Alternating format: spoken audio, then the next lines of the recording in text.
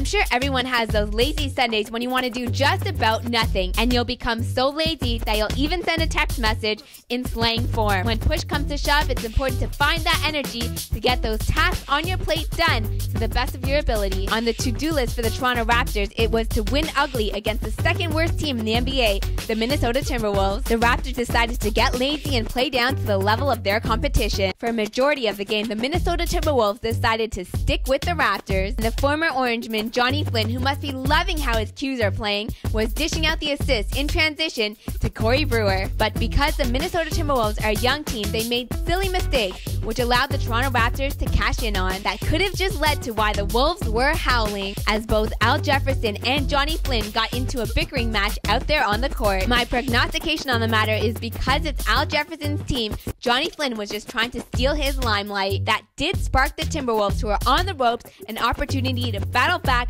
early in the fourth quarter and gain life. But when push came to shove, Hedo came through with a clutch three-pointer. I don't know about you, but I still cringe every time he elects to shoot late in the fourth quarter. But I must commend him on the night because he came through as a savior. He was securely locked in on Kevin Love and would not allow him to blow by as he stood his ground. How about Sonny Weems? He never seems to have a lazy day out there on the basketball court. He's playing like he belongs, making great passes, finding the open seams, and having the ability to go right to the rack. I think he just might be showing Jay Triano how integral a piece he will be in the playoffs. Kurt Rambis, head coach of the Minnesota Timberwolves, on the other hand, decided to take a little trip up to the NCAA tournament and scout out the projected #1 pick, John Wall. But the question is, will Kurt Rambis be able to sway the ping pong balls his way in the NBA draft lottery? Let's hope the Raptors can find their winning ways at home.